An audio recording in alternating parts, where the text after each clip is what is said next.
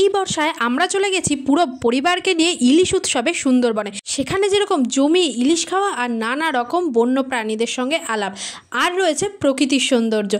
চলো কিভাবে আমরা সুন্দরবন গেলাম আর কোথা দিয়ে গেলাম সেটাই তোমাদের সঙ্গে আজ শেয়ার করি।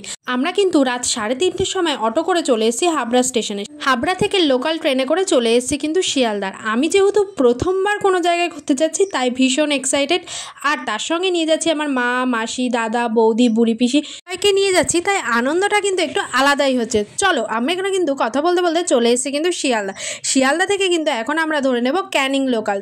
7:42 ট্রেন ধরে আমরা কিন্তু সোজা পৌঁছে গেছি ক্যানিংয়ে। সেখান থেকেই নিতে চলে আসবে আমাদের ট্রাভেল ডেস্টিনেশন। ও তোমাদেরকে তো বলাই হয়নি, আমরা কিন্তু সুন্দরবন যাচ্ছি ট্রাভেল ডেস্টিনেশনের সাথে। তো চলো সেখান থেকেই কিন্তু দাদাদের দায়িত্ব শুরু, আমাদেরকে অটোতে তুলে দেওয়া, তারপরেই কিন্তু সোনাখালী ঘাট পর্যন্ত পৌঁছে দেওয়া, আর 2 রাত 3 দিন থাকার পুরোটাই দায়িত্ব কিন্তু ট্রাভেল ডেস্টিনেশন। আমরা কিন্তু লঞ্চের সামনে চলে এসেছি, আর এখান থেকেই কিন্তু আমাদের যাত্রা শুরু হলো সুন্দরবন যাওয়া। আর তোমাদের কিন্তু কোনো অসুবিধা হবে না, লঞ্চে কিন্তু রয়েছে এরকম শোয়ার ব্যবস্থা, আর রয়েছে পরিষ্কার পরিচ্ছন্ন টয়লেট। তারপর একটু ফ্রেশ হয়ে আমরা চলে গেছি ওপরে। আর লঞ্চে ওঠার সাথে সাথে আমরা কিন্তু পেয়ে গেছি সকালের ব্রেকফাস্ট। আর সকালের ব্রেকফাস্টে ছিল লুচি, আলুর দম আর একটা মিষ্টি।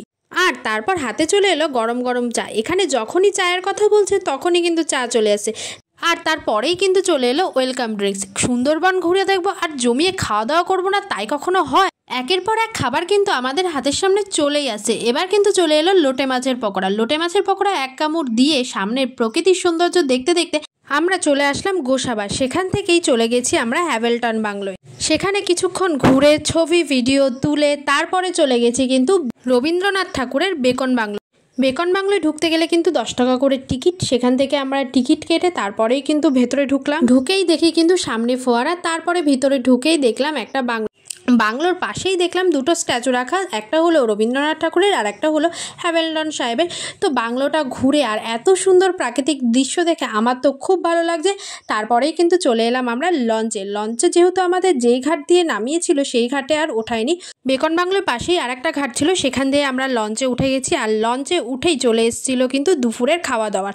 আর দুপুরের খাওয়া দাওয়ার মেনুতে ছিল কিন্তু ডাল, বেগুনি, একটা পুঁই শাক দিয়ে মাছের মাথা দিয়ে তরকারি, সর্ষে ইলিশ, চিংড়ি মাছের মালাইকারি, চাটনি, পাঁপড়। তো সুন্দর প্রাকৃতিক দৃশ্য দেখতে দেখতে আমরা কিন্তু দুপুরের খাওয়া শেষ। তারপর হাতে দিয়ে দিয়েছিল একটা পেয়ারা। তারপর 4টে 4:30 নাগাদ আমরা চলে আসি পাখিরালয় হোটেলে। আর হোটেলটাও এত সুন্দর পরিষ্কার পরিচ্ছন্ন, তোমাদেরকে তো দেখিয়েই দিলাম। তারপরেই কিন্তু সন্ধ্যেবেলা টিফিন, চা আর পকোড়া, সেটাই খেয়েই কিন্তু দেখতে এলাম ঝুমুর নাচ। আমরাও কিন্তু ওদের সাথে একটু ঝুমুর নাচ করে তারপরে কিন্তু চলে গেছি রাতের খাওয়া দাওয়া করতে। আর রাতের মেনুতে ছিল কিন্তু ভাত, ডাল, আলু ভাজা আর মাটন। আমাদের কিন্তু ট্রাভেল ডেস্টিনেশনের আতিথেয়তা খুব ভালো লেগেছে। সেখানকার রান্না বান্না খুবই ঘরোয়া, কোনো রিচ নেই। আমার তো দারুণ লেগেছে। আজকের ভিডিওটা এই পর্যন্ত। সুন্দরবনের প্রথম দিনের অভিজ্ঞতা তো আমার দারুণ ছিল, আর পরের পার্টে দ্বিতীয় আর তৃতীয় দিনের গল্প করব। আজকের মতো টাটা।